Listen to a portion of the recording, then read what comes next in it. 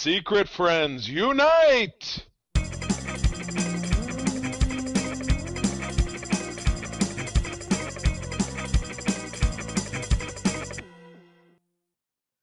Welcome to the Secret Friends Unite podcast, episode 476. This is your guide to the geek side, and I'm one of your hosts, Todd Oxtra from beautiful Savage, Minnesota, and just want to say thank you to all those who have served and are no longer with us, your families, and we all salute you for your service. Yes, indeed. Thank you very, very much. Good weekend, Extra. I am back from the wilds of northern Michigan, where I was spending time with my in-laws, and I made it back by the skin of my teeth.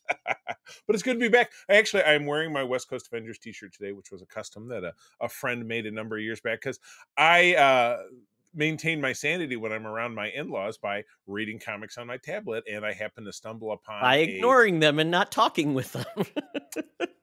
You know what? It really does work out better for everybody. But no, I ended up reading a West Coast Avengers trade that I would just pick them up if they were super cheap. And this one was like 450 pages long, but it had a graphic novel that I'd never read before, Emperor Doom. Does that ring a bell? Yes. Doom takes over the world by supplanting the power of the Purple Man. I was familiar with it, but had never read it. So that was good. So it made me, and it was the West Coast Avengers that saved the day with Captain America, but anyway. So yes, that was my read. But anyway, what about you? Did Tigress seduce Dr. Doom? I mean, did you need to ask?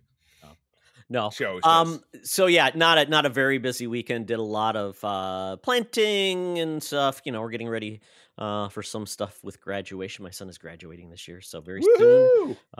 So we'll be really busy with that. So, but yeah, That's about it. Didn't do much. Watched a lot of basketball. The Timberwolves are in the Western Conference. So this is big people basketball. This is not college basketball. No. This is the NWA. Minnesota Timberwolves. Yeah. So, nice. Yep. So they are down 3-0. Not so great, but it's their best season in 20 years. So they're down 3-0, and it's their best season in 20 years. They must have had some. Well, this is the first time they've made it to the Western Conference. Well, that's in 20 years. I mean, and that's pretty sizable. But anyway, as fascinating it is to talk about ignoring your in-laws and watching basketball, we're here to talk about geek stuff. And talking about geek stuff gets even more thrilling when you are one of our Patreons. That's right, I'm segueing this into a commercial to give some love and respect to the good folks over on our Patreon at patreon.com/secretfriendsunite, where you can get ad-free versions of all of our shows, plus all of our fun additional content, including a great show that Todd and I do about comics called The Spinner Rack, a fun program that I do called Effects Geek Life, where myself and a guest grab a classic series and a season of that series, and we break down a few episodes. So anyway, you can find all that stuff, as I said, over at patreon.com/secretfriendsunite. Snag a free 7-day trial, and if you like it, you can always stick around. But our top folks on our Friends with Benefits level: John Sedorf, the awesome Phoenix Sisters Cosplay, Brendan Myers, Corey and HD, and Matthew Keel. Our BFFs are the awesome Nias family of the Twin Cities, Friends of Todd's, Sean, Stella, and Henry, and Missy Merchant. We are grateful for all of you. Thank you for making it possible for us to do the things that we do. And Todd, I have to ask you, how do you find these? Boy, this week's cover, what a gem. Well, yes. So I found this cover, Young Romance, from November 1971 from DC. This book has got it all, Charlie. It's got How to Get the Man You Want. It's got Shocking, He Will Never Marry Me. It's also got She Couldn't Forget Him, Hit and Run Love, See Poetry Contest winners. I would think my best friend said, I want you. Yeah, I would think, to interject, that Hit and Run Love would help her forget him with potentially a head injury. But I don't know. I didn't read While You Were Sleeping. Yes, it's that Sandra Bullock movie. And then How to Do Yoga to Make You Beautiful. I did yoga for a lot of years. Did it make me beautiful? Probably not. This is wild. Side stories. Yes. The main focus, though, is a young man and not a young man. A Reed Richards alike with a cravat opens the door, As he walks in, he sees two people making out, and the woman has thought bubbles that says, "I must keep our love a secret because of what his father knows about me." Oh, I have to know. Is this one on the DC Unlimited app? Do you know or don't know? Didn't Good look into it. question. I I do would not know the answer to this. I would love to know what that is. On the slim chance that anyone has ever read this, look us up, hit us up on our Secret Friends Discord, hit us up on our SFU threads, or certainly drop a note over to secretfriendsunite@gmail.com, our mailbag. You'll find that in the show notes. And if we can't find this, I would love to know the answer of exactly what he knows. But one thing that I know, and Todd, maybe this will speak more to you as someone who's somewhat follically impaired. Moving on to the back page of the comic, glamour wigs, falls, and curls. What's falls? I think Is they're that a like the certain? curls that come down, Okay, like it's almost okay. like whatever they call them, the not extensions, maybe. Right. This is before that. Yes, but hair pieces custom molded to your own hair, so it's not for bald people. I guess you got to do a little color match. Do you have to send them a clipping of hair like a like a serial killer? Oh, look at all my clippings of hair, and I'm then they make you all Yeah, these wigs. Holy cow! For $5 in 19. What was this? not all of them. You 1971. get one wig per $5. Yeah. Right. Yes. Exactly. So you get to choose between. It looks like 8, 12, like about 16 different styles. But yes, I think, Todd, for you, I'm gonna go with hairpiece style 236. It's at the bottom on the left. That'd be a good look for you. Oh, I like this, Charlie. And it says there's check box of style number, and then you Right. check your wig color that you would like, and then it says hair pieces. So There you it's got go. number 221, which is like it's like a thing that comes on your head, like it fixed on the back. So it's like wig. 228, which is a I'm looking up what is 228. I don't even know if it's listed on here. So it's kind of Hmm. it's kind of a choose your own adventure if that's the one you Yeah, or snag. 236. So yeah, I mean this is exciting. But the important thing is you have to do and enclose a hair sample for expert That's what I matching. said. That's what I said. You have to cut off a clip of hair like a serial killer. Like, I so didn't think that that you could do that. there's some dude somewhere that had all of them, was like, oh, I got them on in like a book or something. It's And creepy as Charlie, shit. this actually the address here is your mom's house. What? Oh my God! You mean you tell me if I dig around in this She house collected human hair and never that sent there wigs might be back, human hair like under the baseboards? unless that's how Maybe she that's made the wigs. maybe that's what's in the rafters in my garage. There's a Yeah. box of hair. Ah, well, you know who? In addition to my mother, and I hope it's not true, but this scheme has Madam Web's fingerprints all over it. We all know that even in 1971, when she was in her 70s, she was into all kinds of stuff, lots of different revenue streams. Very industrious lady. But these days, she's down at the corner of Hollywood and Vine, waiting to give us the latest scoops in the world of geek. So let's go. Now it's time for Madam Web's rumors and news. Take it away, boys. Thank you, Madam Web. Oh, Madam Web, I know it's a tough weekend for you. Unfortunately, you have lost a significant other since the Revolutionary War all the way up through the Vietnam War. I know it's sad, Madam Web. So you know what? We wish you best, and hope you visit a few of those exes at the cemetery this weekend. There you go. They're probably all in a row. We honor her for her association to service, but she does a great service for us, finding us these great scoops. And this first one, whoa, with all the wacky remakes that we've had of things that are comedies, we've had or things that are not this kind of stuff, Winnie the Pooh, and now we're getting Bambi, and then we have this. So rap to me. So the Munsters is getting a dark reboot from horror filmmaker James Wan. This is from IGN. This is really interesting because the Munsters, I mean, I think everybody's seen the Munsters on a rerun, the black and white TV series, which is kind of like the opposite of the Addams Family, where this is just a normal family and they look like monsters. Very fun, very Right. goofy, very silly. And they even had a couple of movies that were colorized, which I thought was interesting. They were right. color. And then they had a TV series from like the late 1980s The late where 1980, no. late Oh, yeah. yes, the late 1980s where it was Right. brought back, and it was not very good, as well. Right. It was kind of like on syndicated television. Then Yeah. in 2017. in 2012, Brian Fuller did a pilot to basically bring Oh, out the Munsters. It was called To Mockingbird Lane.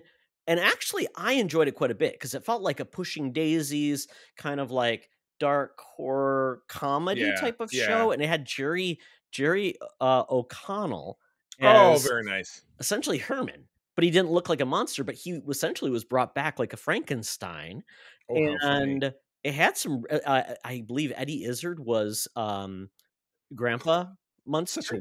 Such a weird dude, but that's perfect.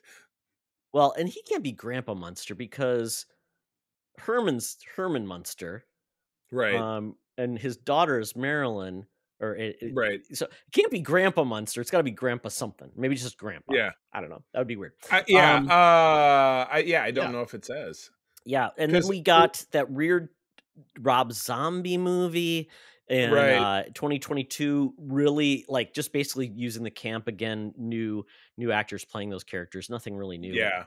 Basically, tried to recreate the series, which was just a big bad idea. A big bad idea. Yeah. And then now it sounds like there's going to be an attempt to make a new TV show called 1313. And it's going to be on television, but with James Wan behind this. James Wan has done some really good horror films. He also didn't he do some of the Fast and Furiouses? Yeah, that's what it says in here, which, Yeah. those are of always exceeding quality. Yes. As you know by our breakdown of last summer's opus. But yeah, what do you think about this? So if this can be on television, do we have a home? Oh, this is NBC Universal, so this would be Peacock would be where you would track this down. And if it's going into production, so this is a year or so out, definitely. But I mean, hey, so with James Wan, what's the tone though? You know what I mean? So it seems like it's been kind of up and down, and if they're going serious, I don't really see it flying, but yeah, I mean, really the Pushing Daisies version that you mentioned sounded much more like fun. I don't see how you could take this and be like, oh, now it's grim and gritty or whatever. You know what I'm saying? Yeah, I mean, that's the thing. It's always been a more of a lighter fare, goofy. Yeah, yeah, Even like if you compare it to the Addams Family always had a little bit of like edge to it, where it's like, ooh, they don't seem right. They put on an right, air of like, charming and normal, and then they right, just have things right, like, oh, we electrocute each other, or we have a yeah. right, I don't know. I this could be interesting. right. And I mean, and I hope yeah, and it's good. those Adam Families movies were a blast. I mean, they're Yeah. really very enjoyable. So, yeah, but we'll find out. But because it's on streaming, that makes it certainly a lot more accessible. But it also makes it harder to, some ways, easier to be more successful because the streaming wars and dropping and grabbing things as opposed to a movie where if it gets good buzz, they go out and see it. So I don't know. But entirely possible if it comes out, we'll check it out and we'll chat with you about it. So all right, shifting into the world of legacy sequels. Now we've been talking about this one. We got an extended look at Beetlejuice, which will be out in the fall. It comes out right after Labor Day, just too late for our summer movie wager, which quite frankly is not looking very impressive, but we'll be talking about that later on in the Thunderdome. But yeah, so we get a more it's kind of like we get a more fleshed out look at it, but I don't really feel like it tells us much more about the plot of the film. You know what I mean? You're just getting Did you click the most recent link I put in there? I watched this Did you earlier. did you well, did you I watched just I watched put it a new earlier link this in week. there? Yeah. I put I a new watched it link in earlier there. this week. Yeah, unless Yeah. unless there were 2 trailers released this week. I watched it a few days ago. No, but I put a link in there which actually adds some more context Oh, to things we might have missed. So Okay, I well, can I'll hit tell on a you what. couple Why of don't those. yeah, take it away because yeah, like I said, watching the trailer, I didn't see anything in there that I was like, oh, okay. But yeah, go for it. Yeah, so I think the biggest things that were added to this trailer was some of the secondary characters are definitely getting more visibility. We've got Lydia's mom, who's actually goes to the underworld, which is kind of unique because in the past, it was apparently Right. the only the dead could go to the afterlife, which or the in that area, which was kind of cool. Yeah. The We area, also right? saw all of the characters actually go to the afterworld because they're meeting Beetlejuice. And then you've got a male character, which I don't know if it's Winona Ryder's um, significant other, husband, Yeah. whatever. He's in there as well, and but you see like the sandworm, where they're all in that area where the sandworm is. So we do get to see. We're gonna. So it looks like probably we're gonna spend more time in the afterlife than we Mm-hmm. are in the Mm-hmm. main world, which is the exact opposite of the last film. And the only time we Right. really got to see that was when Alec Baldwin and Gina Davis were in there. Um, Right. Apparently, you get a cameo with Danny DeVito that I didn't notice. Right. Right. Yes, that does sound familiar. Yeah, and then we get this is kind of cool. Monica Bellucci is Beetlejuice's first wife. She's also Yeah. so there's actually a lot of new Right. stuff in this trailer that I felt like, Yeah. oh, they're gonna do more with this. Beetlejuice has got a job as like a Yeah. afterlife counselor. Um, Right, Apparently which was he's the role of the, like the little old lady who in the yeah. first movie who's when she would take a puff of smoke, the smoke would pour out of her throat because that's how she died. Got her throat cut. If I'm remembering correctly. Yeah, and quite honestly, I don't once again, we are seeing, like I said, this gentleman, and I think it's Adam Thoreau, but I don't know what his role is. Oh, Like I said, Justin Thoreau. Justin Thoreau. Justin Thoreau, sure. Yeah. But I don't know what his I did role notice is. that. Yeah. Yeah, you don't know if I mean, what if he's the dad? I don't know, does it? But yes, we get no sign of Alec Baldwin or Gina Davis unless I missed No, it. So they're not going to no, say, yeah. they were not going to be in this. Because they passed over, so they're Well, done. no, at the end of the first movie, they were still hanging out in the house and I'm helping assuming Winona they've Ryder do passed her over dance. since. But yeah, I'm 30 assuming they something passed years over later. since then. Yeah. Yeah, exactly. Gotcha. So, but yeah, this looks like fun. I'm excited.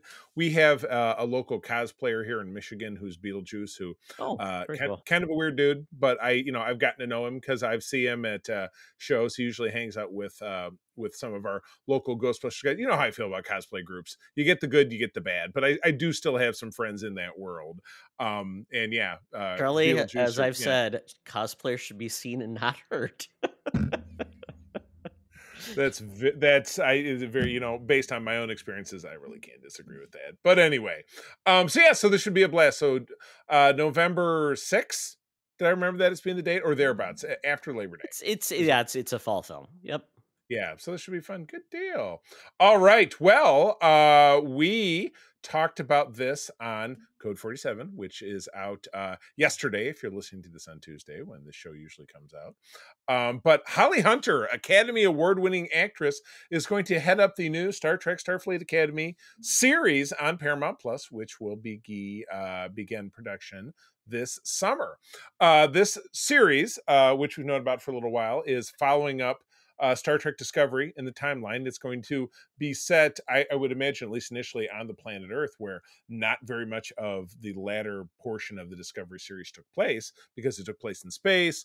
Earth is not the home of Starfleet headquarters anymore. It's this big thing in space. So this is taking us back to Earth. But yeah, Holly Hunter is going to be the captain or chancellor. We'll just chancellor because usually someone who runs Starfleet Academy we've seen in the past has a higher rank than a captain. So don't know if that means that maybe she's not the top person. Like maybe she's the wacky dean or something like that. Maybe she's maybe her boss is Jim Rash. I think that'd be pretty great. Don't you think? Oh, Just like Community. fantastic. I would absolutely love it. But yeah, this is one of a long line of storied actors, Academy Award-winning actors that have headed up a Star Trek show. She won the Academy Award in 1993 for The Piano, which I don't think I've seen since then, but I remember it being a great film. I mean, I was a teenager, so I'm sure there were nuances to it that I don't necessarily appreciate. But we also know her from one of the Snyderverse DC films. Didn't she get blown up in that one when she ran afoul of Yeah, Jesse Eisenberg? she was the senator. Yep. Yeah, She was and then dope. she was also in broadcast news in the early 1980s, and then a breakout comedic role in the late 1980s in the Coen Brothers' Raising Arizona, which I've also not seen in many, many years, but I remember that being quite a wacky flick. But yeah, she's fantastic. So So I can think I this is clarify pretty good news. something? So it, like you said, so the Federation is headquartered in outer space. Right. Um, What you see in Discovery after season 3 when they arrive in the have they future. been to Earth? Yes, they have. I'm trying to They visit remember. because what happened was, if you remember back in season 3 of Discovery, when our people, made the sacrifice of going to the 32nd century so they Yeah. could save their present from a super killing computer. Um, what had happened is 100 years prior to the time they arrived, there was the burn. Do you remember this, Mhm. when all ships everywhere exploded? Yeah. During that time, the United Federation of Planets fractured because they didn't have warp drive to kind of keep things going. So during that time, Earth left the Federation. Oh, that's right. They became Yes. like They became were protective. They didn't want anybody right. there. Yep. And Yep. Okay. the character of Adira, who's on Discovery, who I'm not terribly fond of, was a member of that military who ended up leaving there to join Starfleet. And I don't remember the details because, as I said, I don't really care for that character. But She have kinda we gets on my nerves. actually hung out? Yes. During the time Okay. Discovery visited Earth, and all of our cast, they kind of ran across the field to this tree that's on the Starfleet Academy campus, and they're like, "This has been here for Yes. 1,000 years." Yeah. So yeah, that's So- been. But so this is Are they Starfleet rebuilding Academy the academy? reopening. Yes. It's Okay. reopening because I there's was been wondering no about that, okay. Starfleet Academy on Earth. Yeah. So that's really what the show is going to be all about. Okay, is that's that- cool. Yeah. Something everybody's Yeah. always wanted. It's gonna Yep. happen. It's in that time frame we all kind of dig. Yep. So we're not gonna have a lot of cameos. It's from the not a past. prequel. Not a prequel. We're not gonna have. I mean, they could have hollow creations of classic characters, and that's and I'm Right. fine with that stuff. And They they teach you could sneak, class, they could sneak in a Discovery character here and there. There's rumors that Tilly will be a character because she's an instructor. I'm also not a fan of the character of Tilly. I'm sorry, I'm not trying to be negative, but she Who is do supposed you to like? be. I really like, because I met in real life and think she's a very nice person. I really like Sonequa Martin Green, and I like the character of Michael Burnham, and I really like the character of Rayner on Discovery, played by Callum Keith Rennie this season. Great character. Now, Todd, you're watching. How caught up are you on Discovery? I haven't gotten too far. I'm on Okay. like episode 4 or 5. All right, gotcha. But anyway, yeah. But this sounds fantastic, and it's also got a stream of big productive, or I would say on the executive people? I producer hope so. side, productive people, tons of productive people, including Rod Roddenberry, Gene Roddenberry's son. But in the writers' room of the show, which is very excited, is Tawny Newsome, who is Mariner on Star Trek Lower Decks, the animated program, who I've met in real life, and she is a dynamite comedian, and I would imagine a great writer as well. So look forward to that. So anyway, with this going into production, my spider senses tell me that we will potentially see it end of next year, maybe 18 months, maybe early 2026, maybe taking that first part of the year time frame that Picard or Discovery has had. So I think this looks fantastic. I'm excited. Yeah, I mean, and this potentially could spin off or create characters that would say, here's your next new Star Trek show coming out of that. Exactly. Yeah. All the while pushing things forward, as opposed to let's have another prequel. While I love Strange New Worlds, it's kind of dangerous the way it plays with canon because it's so close to the original series. So yeah. But anyway, So Charlie, yes, I it's think great. if they had a better idea, they should have just stuck to like 3 planets in Star Trek. That's it. And so it keeps going back. like Star Wars. Yeah, we're back to Maybe Tatooine. they'll find Tatooine too as well. That Yes. could be the next series, Star Trek Tatooine.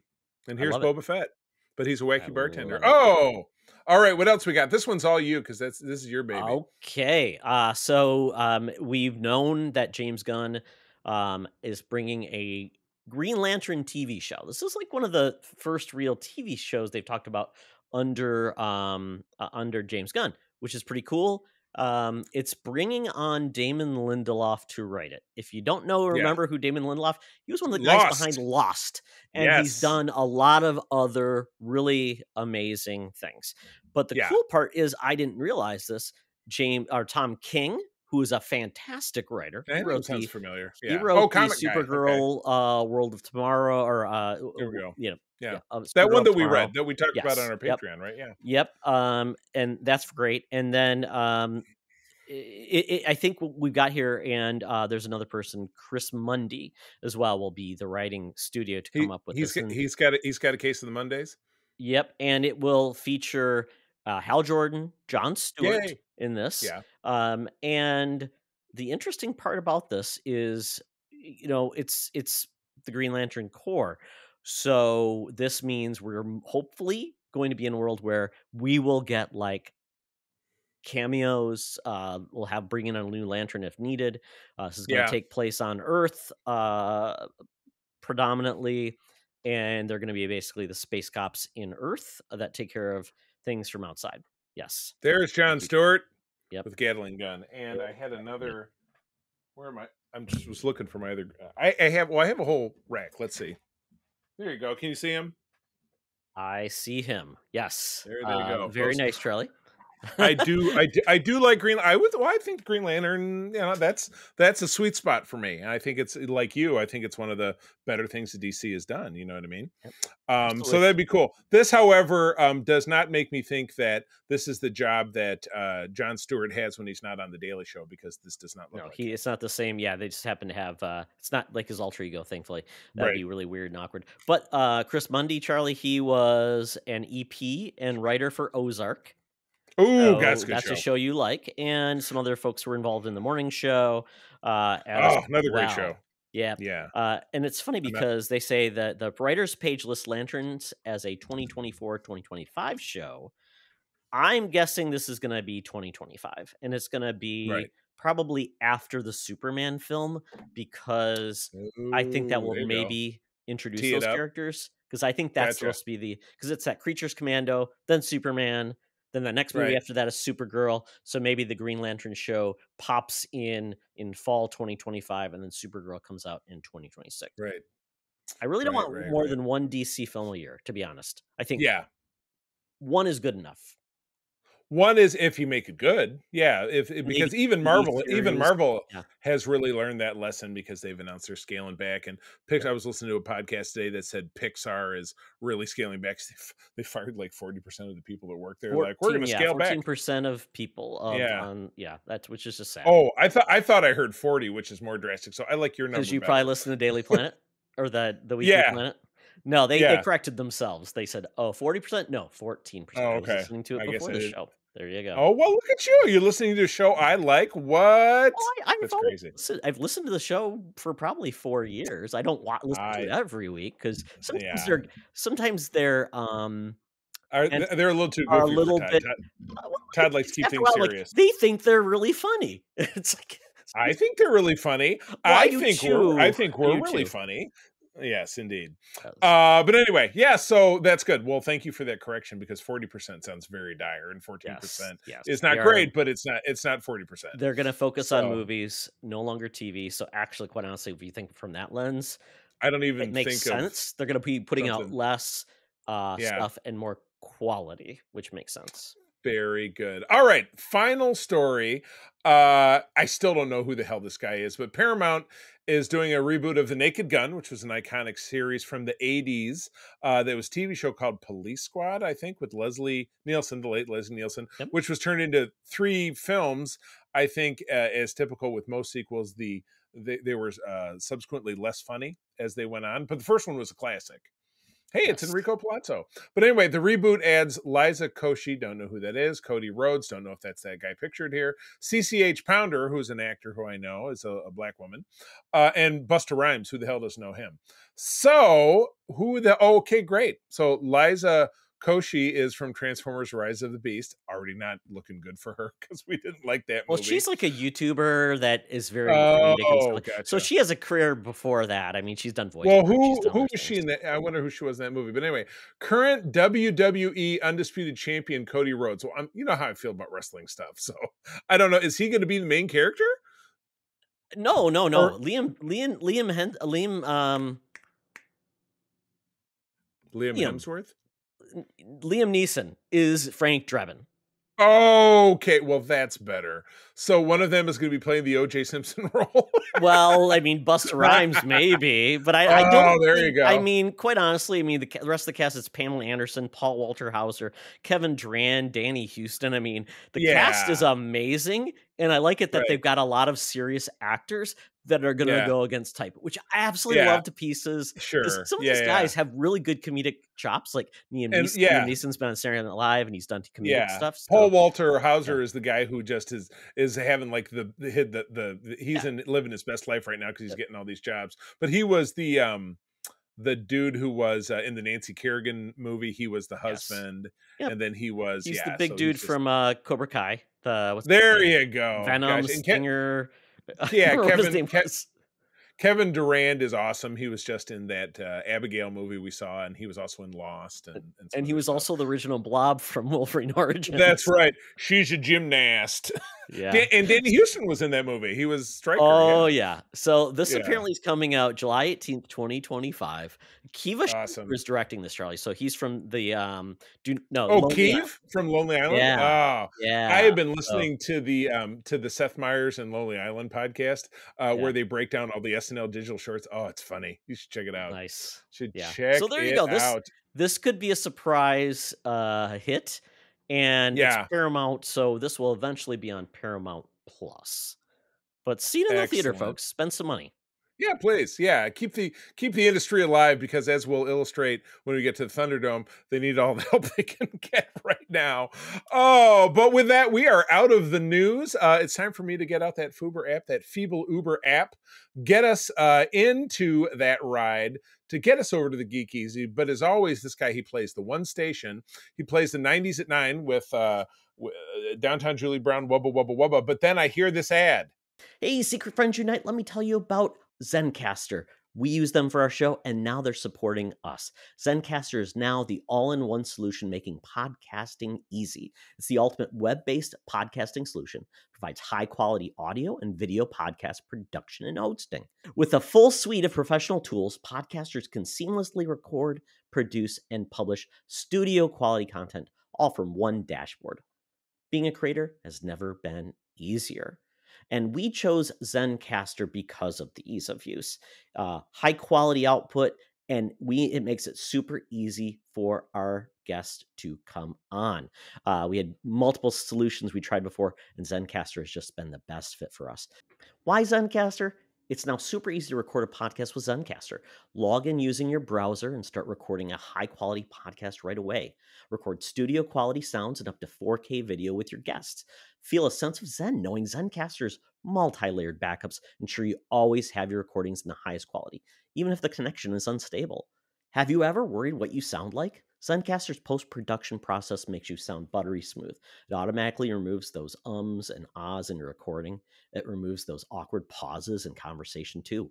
Set the right podcast loudness and levels while reducing background noise with a click of a button. So if you're interested in making an easy, high quality podcast just with the click of a browser button, go to zencaster.com/pricing and use my code SFU1. You'll get 30% off your first month of any Zencaster paid plan. I want you to have the same easy experiences I do for all my podcasting and content needs. It's time to share your story. Now back to the show. Talk nerdy to me. Talk nerdy to me.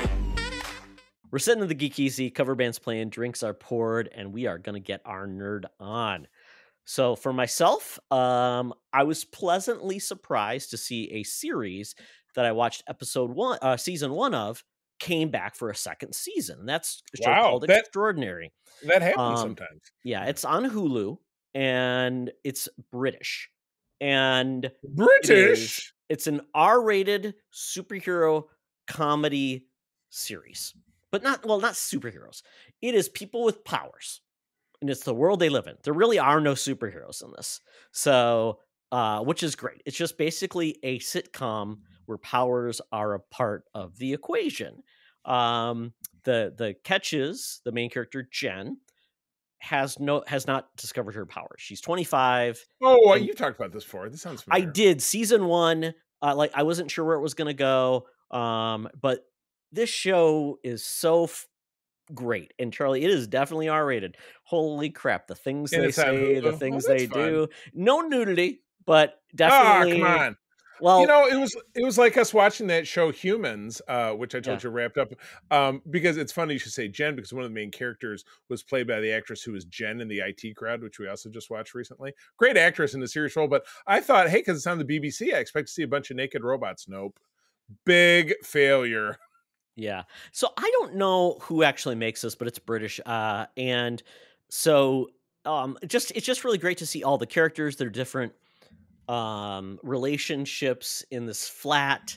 There's a lot of drama with Jen. She's a lot, and Oh, that's kind of a Jen. big part of it. Terrible Yes. name is my ex-wife. And like two of the characters are dating, they live together. Jen discovers someone who she has a romantic interest in, and there is just a lot of weird stuff that goes along with Oh, that. Lord. Yeah, and yeah, I don't want to say too much because there's so much that I really love about the show. It's a comedy and it's half hour long. So that's the best thing about this. You can knock through this. It's got a Yeah. fantastic soundtrack. Every episode's like, what is this crazy song? So I'll be putting on the subtitles Yeah, to the see what the lyrics Shazam. are. Yeah. And the lyrics are great. Yeah. And the music just fits it so well. It's very chaotic. Yeah. And season 2 just wrapped up, ends on a cliffhanger. So I'm like, there's got to be a Better season 3. better have another one. Oh my gosh, that's awesome. Cool. Yeah, maybe I'll take a peek. I think I you'll like enjoy it a lot. It's I like I like said, the it's dip in yeah. comedy. It's Yeah. dip into it. Awesome. Absolutely. I will say there is one bit about superheroes, which is a thing too, but not Oh, the focus of the show at all. okay. Then watched X-Men 97 Assembled. So this is the Disney Assemble thing where they go back and tell you how they made this great show and everything that occurred with it. And what I was curious about this is because one of the big people behind X-Men 97 is no longer really associated with the show. That's That's right. Yeah, the guy Mayo. got canned. Yeah. Yeah, so I wasn't sure how they were going to do this when they did this. But it came together really nice because they gave a good background on how the original show came out. They had Larry Houston, who's essentially was the executive producer, brought it all together, hired all the people, the voice actors to do this, and it was really neat. It was at a time when superheroes weren't really big on screen yet. Yeah. Yeah. Batman had been Well, out, so and right. especially like animated stuff. I mean, I think Yeah. Batman the animated series was starting to come out, and Fox Yeah, wanted to same get in time. that game. Well, no, that was Yeah. Fox because Batman the animated series is also on Fox. It was a WB show. it was syndicated because I know it was on my Correct, mom's but station, which it was did Fox appear on station. Fox stations, yeah. So it was Yeah. kind of, but even though it was WB, so this is Yeah. before Fox owned the X-Men. Marvel was Yeah. licensing things out, so it Right. was really cool to see like the husband and wife who essentially were like the showrunners, which was Yeah. cool. And then they talked about how they hired all the voice actors, and they brought back as many as they could, and then some passed away. And then some swapped voices, which was really cool. I didn't realize this. The voice of Gambit from the old series now is playing the voice of Cable, and they swapped it Oh, around. there you go. Yeah, and most of the voice actors were Canadian, which I found really interesting. Didn't know that.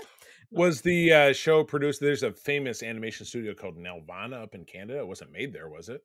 No. Okay. So the original one, Bit it of a was connection. I can't even remember who did the original animation. Not very good, obviously. The new Yeah. studio Oh, it was animation the studio Mirror, who does yeah. a lot of stuff. They're in Korea, and they're really good. Oh, studio. very good. Yeah. Gotcha. So, but yeah, great show. They really covered off on a lot of fun things, a lot of fun facts, and I loved it because they just were just so happy to be doing this again. So Yeah. great And show. think about all the joy that it brought to so many of us watching it because it was Oh just yeah. so well done. So that's totally awesome. Well, I finally got back to reading some comics this week, and this was even before what I was describing about the West Coast Avengers. But the Cobra Commander miniseries, which is now part of this Energon universe with the G.I. Joe and the Transformers. It's so funny. I've done a total 180 on where I was coming from with the G.I. Joe stuff because I was so excited that Larry Hama was launching his title again. And I feel like I mentioned this last week. I dropped reading that title because it just wasn't clicking with me because that's the ongoing title.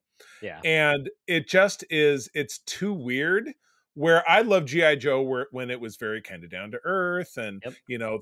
they're being this elite military unit, and like the first 75-ish issues of the original run, or 100 issues of the original run, I absolutely loved. And then it got a little weird, and then it ended because it lost popularity. They brought it back in the 2010s. I didn't really follow that. It's impossible to find it on digital, so I can't really read it. So I picked up 300, just kind of having to fill in the pieces, and it just didn't grab me. But they've done 2 miniseries. They did the Duke miniseries, which wrapped up, which was fantastic, and kind of set the bar for him being the field leader of GI Joe, because it started out that he was a crazy like Jack Bauer type, and at the end of it, he was running the show. Sorry about the spoiler. Cobra Commander set it up, embracing the GI Joe the movie with Cobra La, and he is Cobra La scientist, and he's sent out into the world to raise an army. Meanwhile, Cobra La is backstabbing him, and he has to fight Nemesis Enforcer, and he has to fight the Dreadnoks. And at the end of it, you see him paired up with Destro, which is going to lead into the next miniseries, which is Destro. Duke is going to lead into the next miniseries, which is Scarlet. So they're doing these little miniseries. They're fantastic. So I highly recommend those, where, as I said myself, I kind of fell off a cliff with Larry Hama stuff, and I feel bad. I love Larry stuff. I've met Larry, but the current run of it is just not grabbing me. So maybe someday I'll feel differently about it. Maybe it'll get out of this first arc and work some of the bugs out, or maybe it'll just finally end. Because that's always the real danger with these long running titles, is that they just get like, and now we're back doing, blah, blah, blah again, like X-Men or Avengers or rah, rah, rah. It just keeps going round and round and round. So, but yeah, I totally dug it. And Todd, I would say if you like the weird, if you're going to choose between the two, you want to read Cobra Commander. So I picked up Comixology. I found if you wait a month, Charlie, on Comixology, the titles go down like significantly. Like it's $2 an issue for Cobra Commander now. So I'm like, do it now. The last issue is not at my price point, so I'll wait a month and get that one. And I can get all 11. I can get all 5 issues for about $10. And since there you go. Digital credits, plus I get 10. I love 10% discount on Comixology. Yep, I'm in like Flynn. I would recommend Duke too, because it's a very like I got thriller. Duke. Yep, and you read it too. No, not yet. I have not read those yet. I bought them though because they were on sale, and I got a deal. I like Duke very much, and I've been talking about it since that came out in, I think, December. And loved it very much.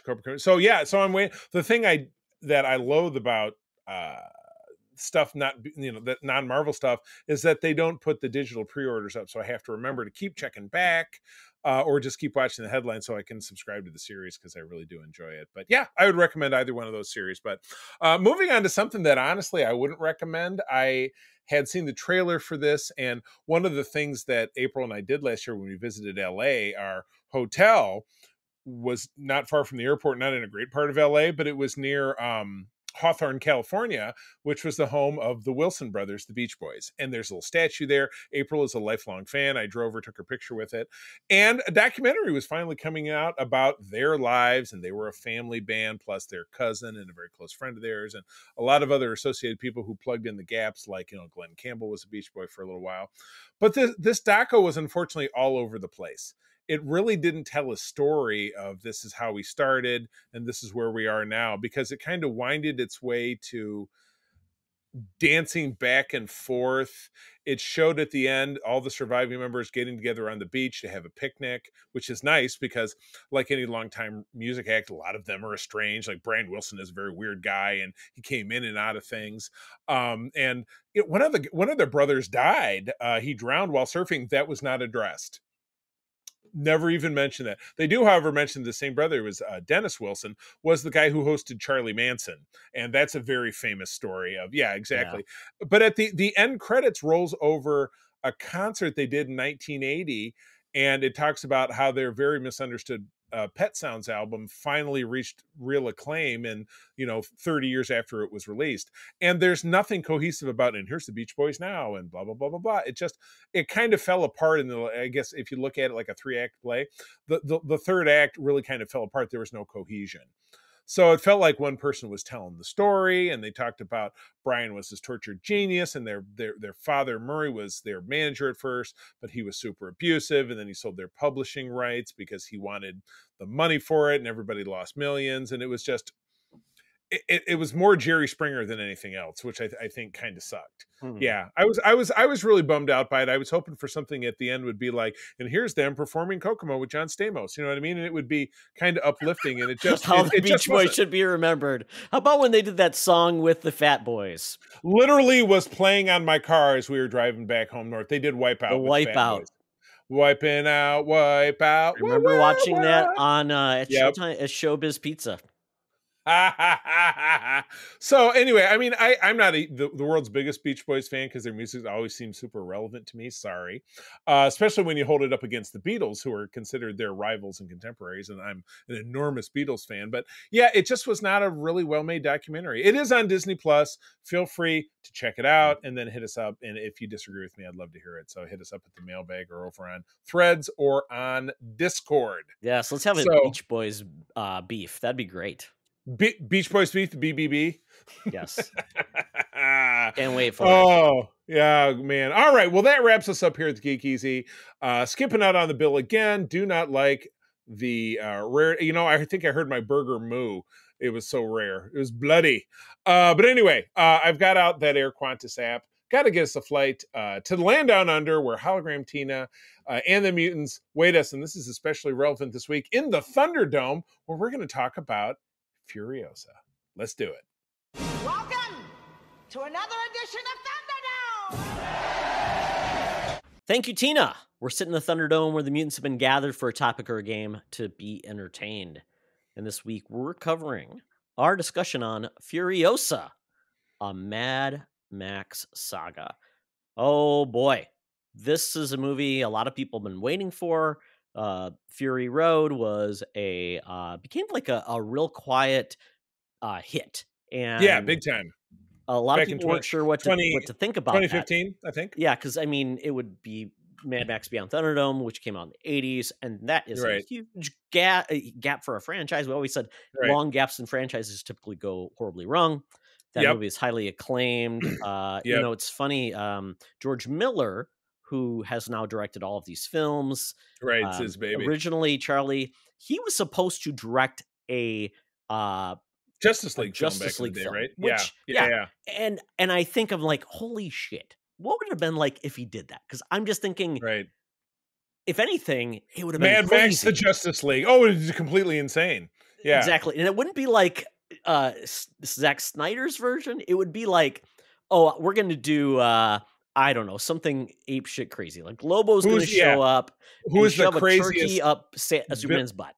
Yeah, what's the craziest, set of villains that DC ever had, Yeah, shove a turkey up Superman's butt. I mean, they've had So- some weird ones in the day, but yeah, I think it would be Yeah. like, Oh my that one God. might go R-rated like in an interesting way versus R-rated and just be boring.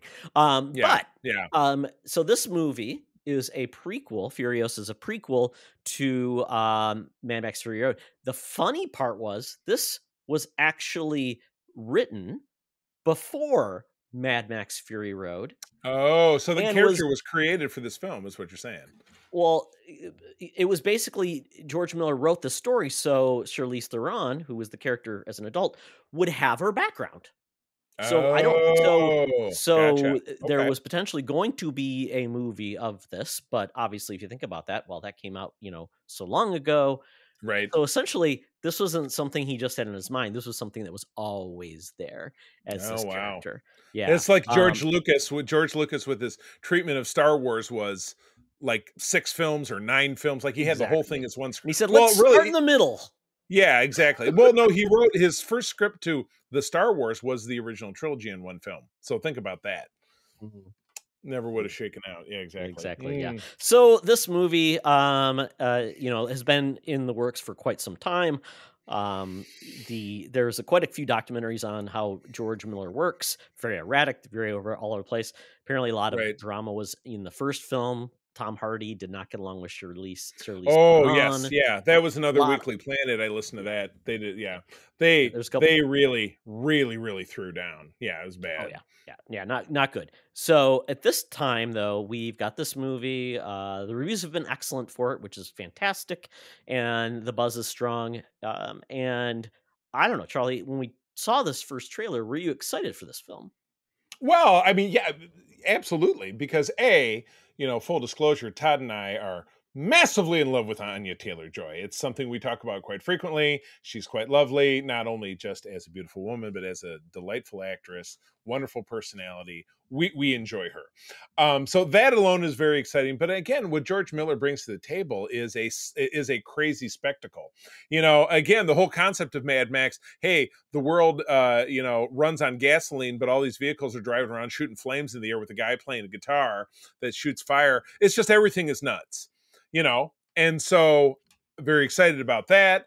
And as the point was made and listening to podcasts and other kind of documentaries about the show, almost the entirety of that last film, The Fury Road, was just one big long car chase full of explosions and all this different, just absolute madness. So this was a little bit different. It got a little heavier into the story, the car chase stuff, the first sequence with the war rig where Furiosa ends up assuming her role that carries her through the end of the film, is a very elaborate sequence.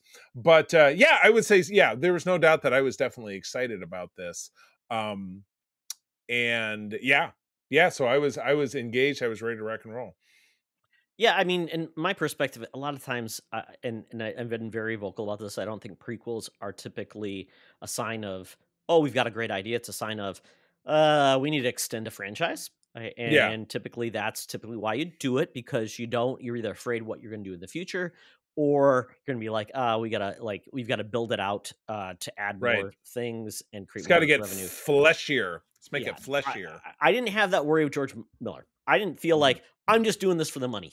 When he does this, you couldn't pay the man enough just to do this if he hated it, because they're very difficult to do. And the cast and what he did with the last film, so I'm like, you know what, this dude's still got it. So I was very excited, and I really liked the character of Furiosa. And that movie, we knew very little about her, and this movie is all about her, where she came from, her journey, and everything about it just fleshed out the world so much more.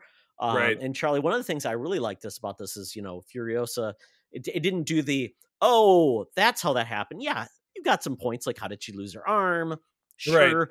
But it wasn't one of those things where it was like on the nose, or wasn't like Han Solo, and it was like the whole movie Solo, like, and here's how I got the lucky dice, and this is why I call him Chewie instead of Chewbacca, and this is how I met Lando, and blah blah blah blah blah blah. This is how I got my name.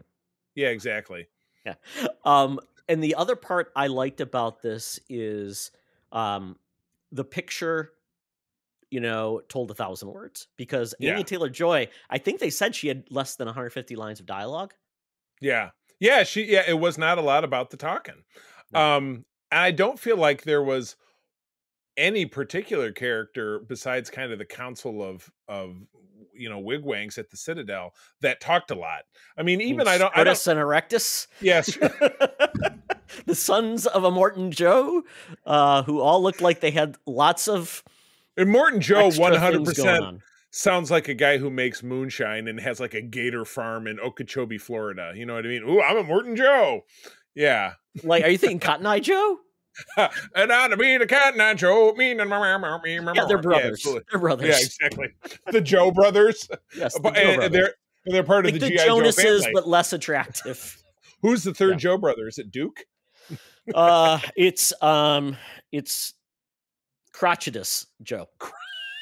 Erectus and Immortal. What's that? Oh yeah, because you've got them all listed here. So I mean, just the character names are nuts. Yeah, Rictus, Erectus, and Scrotus, Toe Jam, Smeg, Big Jilly, Fang, Octoboss. Yeah, I mean, there's just a lot of different shit going on in this movie. Who was the big dude? The heavy set guy with the weird nose? Is he on this list of people? Is that John Howard, the People Eater? It might be the one that is no, it says the History Man, so that's the narrator. The History Man, yeah, with all the tattoos with the history on it. Is that John Howard? I think it's him. The People Eater. Yeah, I think you're right. I think you're right. But yeah, even the picture of Praetorian Jack, who was the male antagonist, or a protagonist, as I should say, who was kind of Furiosa's side guy, potential love interest. He looks a lot happier in that picture than he did in the movie. Oh, I loved that. So it's kind of interesting, this road of, it's really Furiosa's rise to prominence within an Right, organization she detests, but right, she knows she needs to be there to succeed and get her mission, which I yeah, loved. And the whole thing about that was essentially she was trying to escape and get back to her people. And right, along the way, that's really when it changed her fate. She right, essentially ran into Praetorian Jack, who was basically the best runner in the outback, and could do right, these missions to get gas, to get bullets. right. And I loved their dynamic. Very few words were spoken, but you totally got where they were coming from. Yeah, it was your soulmate, which meant, that it was not going to end up working out, which of course didn't. But yeah, I do love that. And I'm trying to remember if this was established in, it probably was not in the first film of these two films, but yeah, you're right. You just described it. There's Bullet Town, the Bullet Farm is one community, Gas Town, and then there's the Citadel. So they have the three As communities the that water. trade. Yeah, they trade, but they all want to kill each other. And then there's from wherever the hell Furiosa is from, because you see the story starts where they got a young lady to play her, Aliyah Brown, who Oh, she was great. they look like they could be related. Holy crap! And, I thought it might have been a de-aged Ian Taylor-Joy. She was yeah, amazing. yeah. And then you saw a young version of her sister, uh, whose name is not listed here, but it's something that starts with a V, who we meet in the previous film as an adult. Vuvilani? Yeah, no, Vuvuzuela, isn't that one Yes. of those? Yeah, isn't that one of those? Vuvuzela, yeah. Vuvuzela, yeah, Vuvuzuela. Yeah, That's the what we land of call her. abundance, Charlie. The land of The abundance. land of as they say. abundance. Yes. But yeah, this movie was without a doubt a wild ride. Oh, Angus Simpson, who was the organic mechanic, was Yeah. he's in the Insidious movies. He's one of the two Ah. sidemen who work for Lin Shaye's character. Oh, The okay. other, yeah, exactly. So I recognized it. That was the only other face I recognized, because otherwise it's all super duper heavy duty Australian folk. Yeah, And of course, Chris absolutely. Hemsworth. Chris Hemsworth, by all means. I love the fact that he got to go all in, be slimy, funny, and with the using his own accent, and just chewing, even with those big teeth, chewing on the scenery every bit. Just, I'm not trying to win any awards for my acting in this. I'm tossing all in as being just a total slime bag, and his ultimate fate was nuts, without a doubt. Yes. So are we going full spoilers? We've trickled a little bit here and there.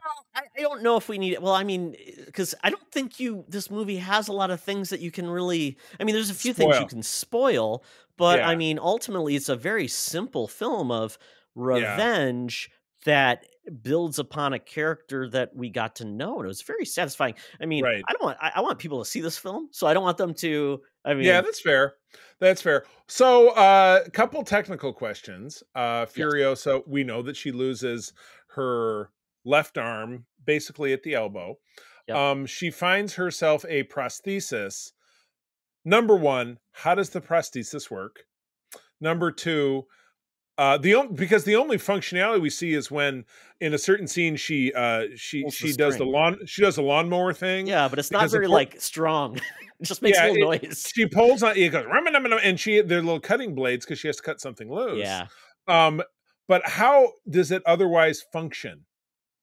Is that just left to the imagination of it's science fiction? It's just powered by anger, Charlie.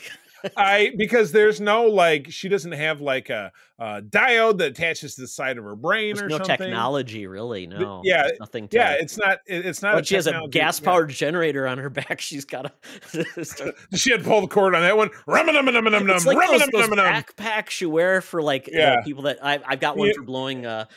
Saying that's what she's got, but it's like anytime you start a lawnmower, it's at least 3 yanks, and she got the exactly. Yeah. So you just have to go with it, I guess, because I couldn't figure that's my only tech question. She also gets her famous bald look by doing what always mystifies me when someone has hair long hair or otherwise cuts their hair down to essentially a buzz cut with a giant knife.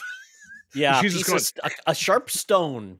Yeah. yes, exactly. That's amazing. Because, but still, maybe she did it with the cutting tool from her bit. That's how she kept it sheer. You know what I mean? So, yeah, suspension of disbelief. But, Yeah. yeah, I saw this in IMAX. It was well worth the money. I have a yeah. subscription for 3 movies. It was a upcharge. I don't know why, but they charged me upcharge for it. But it was well Yeah, worth it seeing in they IMAX. they don't with ours, but we never bother because we like the recliner seats. But that's probably what makes me fall asleep. I don't know. Surprisingly, Charlie, yeah, being in a reclining position makes Well, you more you likely to fall you asleep. don't see enough. Yeah, we see enough of these. We saw one on the way in. People who bring blankets to the movie, Oh, like, and then boy. take their fucking shoes off. It's like, just knock it off. You're Yeah. not. No, I don't Nobody wants to mind. smell your feet. I didn't mind not having a recliner because the seats are very comfy, and I just thought Yeah, the screen, it's wonderful. So yeah, Charlie, yeah, next time you're yeah. doing it, yeah, try it out, man. That's fair. Yeah, I suppose maybe we'll do because I feel like of the movies this summer that I could potentially see more than once, it might be Deadpool and Wolverine. So maybe one just to get all the little bits and pieces. Then again, in this modern age of the internet, I'll watch one video by, new rock stars Eric Voss or the Screen Crush guy, and they'll be like, "Here, you missed this thing." I don't know. Maybe we'll see what You're the happens. candidate to watch at home. Really, you should because yeah, Yeah, yeah. You can recline but when you watch it the second time. yeah. We'll see. We'll see about Yeah. that. All right. So, other thoughts? What do you think is the future of this franchise? So, box office wise, not really blowing the doors off. We're sitting at about 33 million domestic, I think 33, 35. Yeah, it's 64 million total, with Yeah. $168 million box office. I think this one's going to stay in the Budget, you theater mean? for a long Yeah. time. Yeah. And I think it's going to find an audience. I think it'll break even. Yeah. But ultimately, I mean, I just need to look up how old George Miller is. George Miller's not a young chicken. I mean, Well, now he's been, he made the first movie in his 1980, 81. So, even if he was, 20 he's in his my 20s mom's then. age. He's 19. He was Oh. born in 45. So he is 79 years old. Or Yeah. 78. No, 79 because he was born in March. So Charlie, Yeah. I don't know if he's got another one in. I mean, these Yeah. movies and I don't know if anybody would take over the franchise for him. I don't Well, know. if it was a bazillion-dollar franchise, Yeah. potentially. But it's this might be this is a terrible pun, but this could certainly be the end of the road for Mad Max. Well, and it's also an Um, R-rated film, and I don't yeah, know, quite honestly, if every R-rated movie, because maybe Fury Road was like kind of a thing because oh god, Mad yeah, Max is coming back, and this one maybe I mean and it only there's no Mad made Max, so yeah the the question, budget's yeah, about the same, about 150 yeah. million versus 168. That made 380 million worldwide. I don't know what it actually launched at, but you know what? Where's all the Australians coming in and seeing this movie? It's their national heritage. It's their That's national a good question. pride. Yeah. Deliver the bucks. Well, So, but you think this one will hang in there during the summertime? You think this will be in the theaters for a while? hope so. I mean, Yeah, I hope so. I hope good movies find an audience, but yeah, we'll see. yeah. But I enjoyed it. I enjoyed it for what it was, the epic spectacle and the explosions and people getting run over. That nice long sequence with the war rig, the war rig the first Oh time where God. Furiosa attacks it, but then she ends up with the crew and they always got to throw in a, I don't know what they call it, people of diminutive stature. They always got to throw one of those Oh in. yeah. So we had Yep. one of those in the mix. Um, Yeah. but and then all Disposable War Boys. yeah, the war boys are the guys with they spray paint their mouth, but otherwise Yeah. they're bald and they're pale. Like Nicholas Holt was one in the previous film. Yep. They're all scarred up, but they're pale, which is weird. How do Crazy, you they how, worship how do cars. how do you keep pale in the desert? That's all I'm saying. Wouldn't you just have a beautiful tan? Charlie, I think a lot of them might be mutants. You think so? In the post-apocalyptic horror? I mean, did you see how many Martin Joe's kids came out in a great spot? Yeah, right. Yeah, and so the film does obviously segue into Goes right, the yeah. previous film. So Yeah, it goes and right. yeah, it's Now- like you get right to it. The movie where it ends, it basically is where Fury Road picks up, which is kind of cool. right.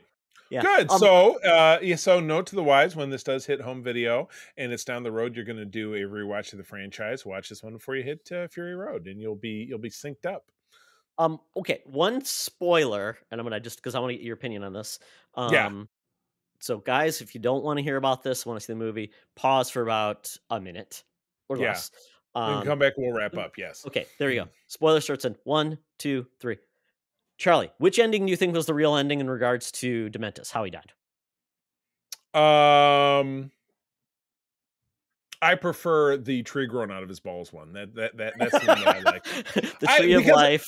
Well, and I'll tell you why. Because it's ridiculous, but it's in a movie of a lot of ridiculous things that happen. Sure. Because him just getting capped and left in the desert, it's boring. It's front of the mill. Who cares? Yeah. Nobody expected the tree of life. Yeah, growing out of his nutsack. Yeah.